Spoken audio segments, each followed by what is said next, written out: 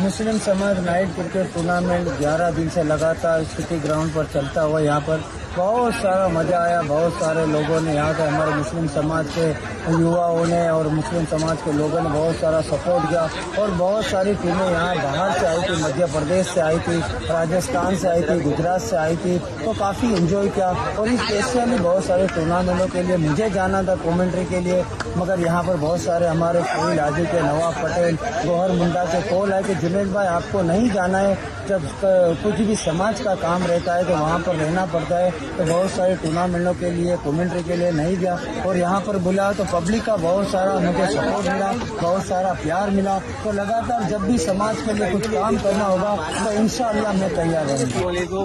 મુસ્લિમ સમાજ night plastic cricket tournament દાહોદનું જે આયોજન કરવામાં આવ્યું હતું એના અંદર ઓલ ઓવર ગુજરાતમાંથી મુસ્લિમ સમાજના સારા પ્લેયરો આવ્યા અને રમ્યા, એ બદલ એમનો બહુ આભાર।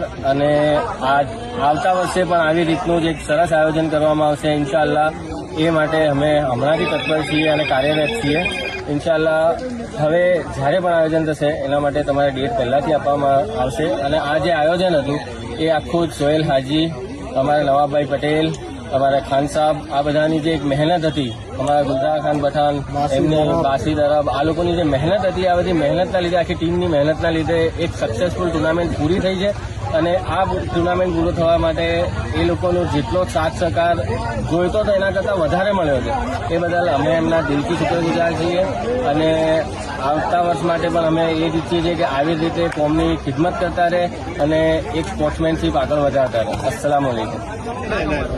वीडियोस बनाते हैं, बहुत सारा नाम बनाया है हमारे सामी शेख ने, तो उनके लिए एक शायरी मेरे जहन में आती है कि मुझसे तो नफरत है, मोहब्बत उसके साथ कर लेना और बाद में पछताओ ऐसे ना हालात कर लेना।